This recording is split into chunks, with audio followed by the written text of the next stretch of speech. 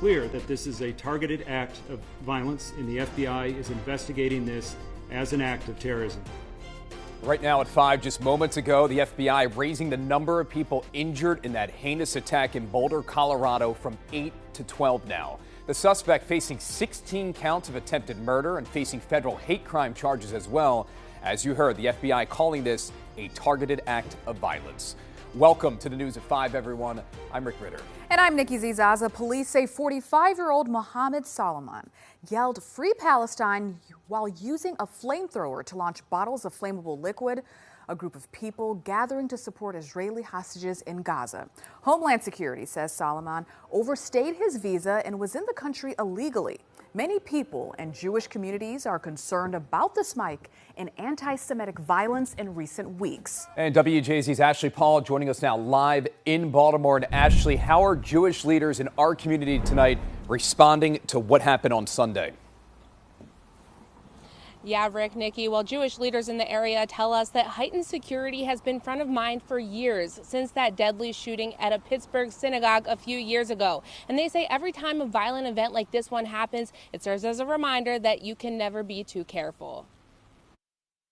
And it is becoming more and more concerning. Howard Libet, executive director of the Baltimore Jewish Council, says even though violent attacks against the Jewish community have become far too common, they still shock him every time. From the attack on Governor Shapiro's house during Passover to the recent attack in Washington, D.C. of people attending a Jewish American Heritage Month event, and now an attack on the weekly peaceful march for Jewish hostages.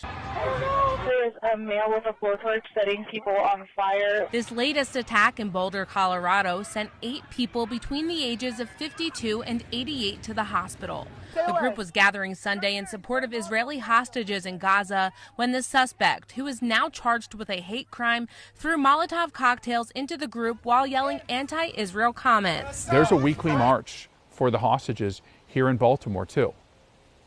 Could happen anywhere. You know, every week people gather at one of the synagogues on Sunday morning and march for the hostages, part of the same movement that was attacked in Boulder, Colorado. Every one of these feels like it really hits home. Libet says we've seen anti-Semitic acts here in Baltimore, too. It was back in April where surveillance video showed a man destroying a hostage display in northwest Baltimore.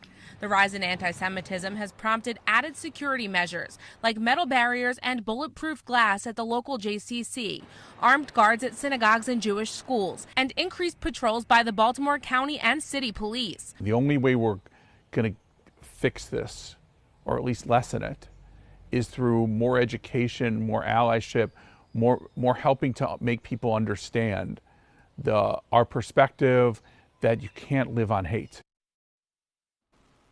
Now, again, the number of people injured in that Boulder attack has now been changed from 8 to 12 people. Now, Libet tells us that he applauds the federal and local governments for offering grant money to synagogues and other places of worship for added security, but he says that money only goes so far, which is why he's calling on Congress to approve a proposal that would double that grant money to prevent tragedies like this from continuing to happen. On your corner in Baltimore, I'm Ashley Paul, WJZ.